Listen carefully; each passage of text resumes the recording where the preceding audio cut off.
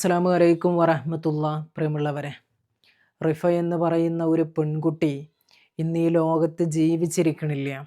ആ പെൺകുട്ടി പോലും അറിഞ്ഞിട്ടില്ല അടുത്ത നിമിഷം എൻ്റെ മരണമാണ് എന്ന്. ആ പെൺകുട്ടി ജിമ്മിന് പോകാൻ വേണ്ടിയിട്ട് ഒരു ടീഷർട്ട് ധരിച്ചതാണത്രേ. ആ ടീഷർട്ട് ധരിക്കലോടുകൂടി ശരീരം ഒന്നാകെ ചൊറിയാൻ തുടങ്ങി. അസഹ്യമായിട്ടുള്ള ചൊറിച്ചിൽ. യാ അല്ലാ, ആ ചൊറിച്ചിൽ സഹിക്കാൻ കഴിയാതെയാണ് ഉമ്മാനോട് പറഞ്ഞത്, ഉമ്മ ഇങ്ങനെ വല്ലാതെ ചൊറിയുന്നുണ്ട്, നമുക്കൊന്ന് ഹോസ്പിറ്റലിൽ പോയാലോ ഇന്ന്. ഉമ്മയും മകളും കൂടി വണ്ടി വിളിച്ചിട്ട് ഹോസ്പിറ്റലിൽ പോയി. ആ സമയത്തൊന്നും ആ ഒരു കുട്ടിയോ ഉമ്മയോ ഒന്നും വിചാരിച്ചിട്ടില്ല ഈ മകളുടെ മയ്യത്താണ് വീട്ടിലേക്ക് കൊണ്ടുവരിക എന്ന്.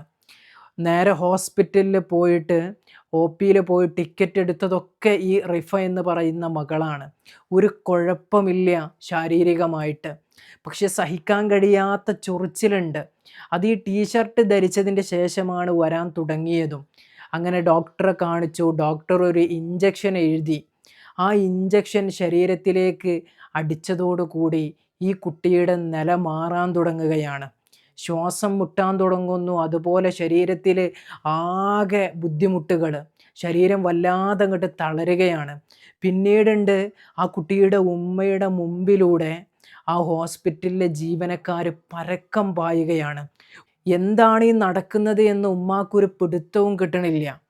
അവസാനം ഡോക്ടർ ഉമ്മാനെ വിളിച്ചിട്ട് പറഞ്ഞു, ഉമ്മാനോട്, ഉമ്മ നിങ്ങൾ ഈ കുട്ടിയെ എത്രയും പെട്ടെന്ന് ഞങ്ങളൊരു ആംബുലൻസ് സംഘടിപ്പിച്ച് തരാം, കോഴിക്കോടുള്ള ഒരു ഹോസ്പിറ്റലിലേക്ക് മാറ്റണം. കുട്ടിയുടെ നില വല്ലാതെ ക്രിട്ടിക്കലാണ്, ഈ ഒരു ഹോസ്പിറ്റലിൽ ഇനിയും വെച്ചാൽ ജീവൻ ആപത്താണ് എന്ന്. എത്രത്തോളം എന്ന് പറഞ്ഞാൽ ഹാർട്ടിൻ്റെ ലെൻസിലൊക്കെ വെള്ളമൊക്കെ കയറിയിട്ടുണ്ട് എന്നൊക്കെയാണ് അറിയാനായിട്ട് കഴിഞ്ഞത്. അത്രത്തോളം ബുദ്ധിമുട്ട്. ആ ഉമ്മാൻ്റെ അവസ്ഥ ഒന്ന് ആലോചിച്ച് നോക്കി നിങ്ങൾ. പകച്ച് നിന്ന് പോയിട്ടുണ്ടാകൂല. കാരണം പൂർണ്ണ ആരോഗ്യവതിയായിട്ട് ഉമ്മാൻ്റെ കയ്യും പിടിച്ച് വാഹനത്തിൽ ഹോസ്പിറ്റലിൽ വന്ന് ആ ഒരു ഉമ്മയുടെ പൊന്നുമോളുടെ അവസ്ഥ അത്രമേൽ ക്രിട്ടിക്കലാണ് എന്ന് പറയുമ്പോൾ ആ ഉമ്മാൻ്റെ ആ ഒരു സമയത്തുള്ള ആ ഒരു വേദന എന്ന് പറയുന്നത് എത്ര പ്രയാസമായിരിക്കും. അങ്ങനെ ആ ഹോസ്പിറ്റലിലെ അധികൃതർ തന്നെ വാഹനം ഏൽപ്പിച്ച് കൊടുക്കുകയും ആ കുട്ടിയെ കോഴിക്കോടുള്ള ആ ഒരു സ്വകാര്യ ഹോസ്പിറ്റലിലേക്ക് മാറ്റുകയും ചെയ്തു. അവിടെ ചികിത്സകൾ തകൃതമായിട്ട് തന്നെ നടന്നു. പക്ഷേ കുറച്ച് ദിവസം കഴിഞ്ഞപ്പോൾ റിഫ എന്ന് പറയുന്ന മകള് ഈ ലോകത്ത് നിന്ന് വിട പറയാണ്. അള്ളാഹു മഗ്ഫിറത്തും മർഹമത്തും അള്ളാഹു പ്രദാനം ചെയ്ത് അനുഗ്രഹിക്കുമാറാകട്ടെ. ഇന്ന് ഈ ലോകത്തില്ല. എന്നെ കേൾക്കുന്ന നിങ്ങളൊക്കെ ആ ഒരു കുട്ടിയുടെ പേരിൽ ഒരു ഫാത്തിഹ നിങ്ങൾ ഓതണം. ആ കുട്ടിക്ക് നമുക്ക് ഇനി കൊടുക്കാൻ കഴിയുന്നത് അത് മാത്രമേ ഉള്ളൂ എന്ന് മനസ്സിലാക്കുക. നമ്മൾ ആ കുട്ടിക്ക് കൊടുത്താൽ, അല്ലെങ്കിൽ അതുപോലെയുള്ള ആളുകൾക്ക് ഒരു ഫാത്തിഹ ഒക്കെ ഓതിക്കഴിയുമ്പോൾ നമുക്കും ഇങ്ങനൊരവസ്ഥ വരാനുണ്ട്. ആ ഒരു അവസ്ഥയിൽ നമ്മൾ കിടക്കുമ്പോൾ നമ്മുടെ ഇതിലേക്കും ഒരുപാട് ഫാത്തിഹകൾ വരും. അതുകൊണ്ടൊരു ഫാത്തിഹ ഓതുക. ആ കുടുംബത്തിന് അള്ളാഹു ക്ഷമ പ്രദാനം ചെയ്യുമാറാകട്ടെ. ഒന്ന് ആലോചിച്ച് നോക്കി നിങ്ങൾ. ഒരു കുഴപ്പമില്ല ശാരീരികമായിട്ട്. ഹോസ്പിറ്റലിൽ പോകുമ്പോൾ ഇത് മരണത്തിലേക്കാണ് എന്ന് പോലും ആ കുട്ടി ചിന്തിച്ചിട്ടില്ല. അള്ളാഹുവിൻ്റെ പരിശുദ്ധ ഖുർആൻ വളരെ വ്യക്തമായിട്ട് പറഞ്ഞൊരു കാര്യമുണ്ട്. കുല്ലു നഫ്സിൻ ദാഇഖത്തുൽ മൗത്ത്, എല്ലാ ശരീരവും മരണം രുചിച്ചു നോക്കുമെന്ന്. ജിമ്മിന് പോകാൻ വേണ്ടിയിട്ട് ടീഷർട്ട് ഇട്ടതാണത്ര ആ കുട്ടി. ആ കുട്ടിയുടെ വീടിൻ്റെ അടുത്താണ് ആ ഒരു ജിമ്മ് സ്ഥിതി ചെയ്യുന്നതും. ആ ജിമ്മിലേക്ക് അന്ന് ഇറങ്ങാൻ നിൽക്കവെയാണ് ഇങ്ങനെ ഒരു അവസ്ഥ വന്നത്. നാടും വീടും നാട്ടുകാരും ഒക്കെ പകച്ച് നിന്ന് പോകുകയാണ് ആ ഒരു കുട്ടിയുടെ ഈ ഒരു മരണവാർത്ത കേട്ടിട്ട്. ആരെക്കാളും വലിയ പകപ്പും നെട്ടലും മാറാതെയാകും റിഫയുടെ ഉമ്മാൻ്റെ ഇന്നത്തെ ഒരു അവസ്ഥ. കാരണം ചിരിച്ച് കളിച്ച് നടന്ന പൊന്നുമോള്, ഒരുപാട് ആഗ്രഹങ്ങൾ വെച്ച് പുലർത്തിയ മകള്, എത്രയോ സ്വപ്നങ്ങളുള്ള ഒരു പെൺകുട്ടിയാണ് പെടുന്നനെ 6 അടി മണ്ണിലേക്ക് അങ്ങോട്ട് ഇറങ്ങിപ്പോയത്. ഇത്രയേ ഉള്ളൂ മനുഷ്യനെന്ന് അവകാശപ്പെടുന്ന നമ്മുടെ ഒക്കെ അവസ്ഥ എന്നത്. ആ കുട്ടിയെ പരിശോധിച്ച ഡോക്ടർമാരുടെ വീഴ്ചയാണോ എന്നറിയില്ല. അതോ ആ കുട്ടിക്ക് ഇനി വല്ല അസുഖങ്ങളോ മുമ്പ് ഉണ്ടായിരുന്നോ എന്നും അറിയില്ല. ഇതൊക്കെ ഇനി പരിശോധിക്കണം. പക്ഷേ ഇതൊരു വലിയൊരു ന്യൂസായിട്ട് വന്നിട്ടില്ല എന്നുള്ളതാണ് യാഥാർത്ഥ്യം. കാരണം പല ചാനലുകളും പല മാധ്യമങ്ങളും പല യൂട്യൂബേഴ്സൊന്നും ഇതിനെ കുറിച്ചൊന്നും അങ്ങനെ പറയുന്നതായിട്ട് കേട്ടിട്ടില്ല. ഒരാളിൽ നിന്ന് മാത്രമാണ് കേൾക്കാൻ കഴിഞ്ഞത്.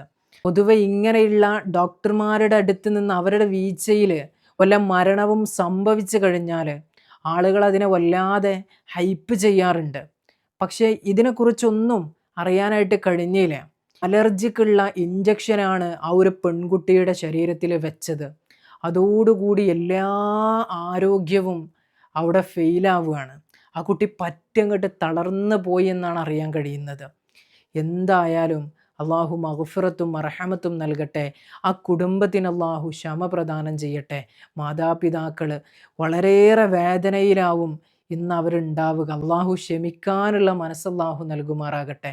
2 ദിവസമായിട്ട് നിങ്ങളൊക്കെ ഒരു വാർത്ത കേൾക്കുന്നുണ്ടാകും.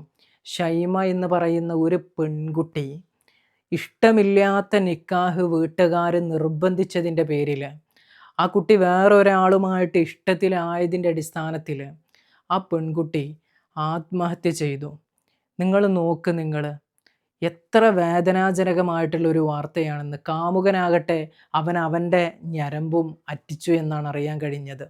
ആ പെൺകുട്ടി ഇന്ന് മണ്ണിൻ്റെ അടിയിലേക്ക് പോയി. ഇവൻ്റെ ഈ കാമുകൻ്റെ അവസ്ഥ ക്രിറ്റിക്കലായിട്ടുള്ള സ്റ്റേജൊക്കെ വിട്ടു എന്നാണ് അറിയാൻ കഴിഞ്ഞത്. ആർക്കാണടോ ഇവിടെ യഥാർത്ഥത്തിൽ നഷ്ടം വന്നത്? ഈ ഷൈമ എന്ന് പറയുന്ന പെൺകുട്ടി, ആ പെൺകുട്ടിയുടെ ജീവിതം അവസാനിച്ചു ഇതോടുകൂടി. പെരക്കാരോട് ഒരു വിഷയം തുറന്ന് പറയാം, അല്ലാതെ ജീവന് അവസാനിപ്പിക്കാൻ നോക്കിയാൽ അതുകൊണ്ടുള്ള നഷ്ടം നിങ്ങൾക്ക് മാത്രമാണ് ഉണ്ടാകുക. റിഫ എന്ന ഈ പെൺകുട്ടിയുടെ മരണവാർത്ത കേട്ടപ്പോൾ ഞാൻ ആലോചിച്ച് പോയത്, ഇവിടെ ചില ആളുകൾക്ക് ജീവിച്ച് കൊതി തീരുന്നില്ല. ചില ആളുകളാകട്ടെ പടച്ച റബ്ബ് കൊടുത്ത ആ ഒരു ജീവിതം സ്വന്തം കൈകൊണ്ട് തന്നെ ഇല്ലാതാക്കുകയും ചെയ്യുന്നു. എന്തിൻ്റെ അടിസ്ഥാനത്തിലാണ് എന്ന് ചോദിച്ചാൽ ഒറ്റ കാര്യം ഞാൻ ഇതിൽ നിന്ന് മനസ്സിലാക്കിയിട്ടുള്ളൂ. ഈമാൻ ഇല്ലാത്തതിൻ്റെ അടിസ്ഥാന കാര്യം മാത്രമാണിത്. ഇവിടെ നിന്ന് അങ്ങോട്ട് ജീവനാണ്ട് ഒടുക്കിക്കഴിഞ്ഞാൽ എല്ലായിടത്തും തീർന്ന് വിഷമവും ഇനി ഒരു ബുദ്ധിമുട്ടും ഇല്ല എന്ന് വിചാരിച്ചിട്ടാണ് ആ ഒരു പണിക്ക് ഇവർ നിൽക്കുന്നത്. എത്ര മരണങ്ങൾ! ഗാർഹിക പീഡനം, അതായത് ഭർത്താവിൻ്റെ വീട്ടിൽ നിന്നുള്ള പീഡനം കാരണം ഈ 2015 ഈ ഒരു മാസത്തിൻ്റെ ഇടയിൽ തന്നെ എത്ര പെൺകുട്ടികൾ ജീവനൊടുക്കി. എന്താണ് ഇതിൻ്റെയൊക്കെ അടിസ്ഥാനം? ഒറ്റ കാര്യം, ഈമാനില്ല. മരിച്ചാൽ എന്താ ഉണ്ടാകുക എന്ന് അവർക്ക് വലിയ പിടുത്തമില്ല. കാരണം അവർ ജീവിച്ച ജീവിതം അങ്ങനെ ആകും. യഥാർത്ഥത്തിൽ മക്കളോട് പറയണം, മാതാപിതാക്കളെ, നിങ്ങൾ ഈ മരണത്തിൻ്റെ ശേഷം എന്താണ് ഉള്ളത് എന്ന്. അള്ളാഹു എത്ര വലിയ കഠിനമായ ശിക്ഷയാണ് തരിക എന്നറിയോ? ഖിയാമത്ത് നാൾ വരെ ഒരു മനുഷ്യൻ തൂങ്ങി മരിച്ചാൽ ആ ഒരു ശിക്ഷയാണ് അവനക്ക് ഖബറിൽ അള്ളാഹു കൊടുക്കുന്നത്. ഈ ജീവൻ ശരീരത്തിൽ നിന്ന് പോകുമ്പോൾ ഒരു വെപ്രാളം വേദന ഉണ്ട്. അത് ഈ ഖബറിലും കിടന്ന് അങ്ങനെ എത്ര കാലാകാലം ആ ഖബറിൻ്റെ ഉള്ളിൽ കിടന്നിട്ട് അനുഭവിക്കേണ്ടി വരും. ഒന്ന് ആലോചിച്ച് നോക്കി നിങ്ങൾ. വല്ലാത്ത വേദനയാണ് ഇങ്ങനെയുള്ള വാർത്തകൾ ഹൃദയത്തിലേക്കൊക്കെ സൃഷ്ടിക്കുന്നത്. അതും കൂടുതലായിട്ട് ഇപ്പം കണ്ടുവരുന്നത് മുസ്ലിം സഹോദരികളിലാണ് ഈ ഒരു വിഷയം. അനങ്ങിയാൽ ആത്മഹത്യ. എത്ര വാർത്തകളാണ് ഇതിനെക്കുറിച്ച് ഇങ്ങനെ വരുന്നത്? ഇവരിതൊന്നും കാണുന്നില്ലേ എന്നാണ് ഞാൻ ആലോചിക്കുന്നത്. അല്ലെങ്കിൽ കണ്ടിട്ട് ആളുകളുടെ ഇടയിൽ എല്ലാവരും കൂടി ഇവരെക്കുറിച്ച് ഇങ്ങനെ വർണ്ണിക്കുന്നത് കേട്ടിട്ടാണോ ഇനി നിങ്ങളിങ്ങനെ ചെയ്യുന്നത്?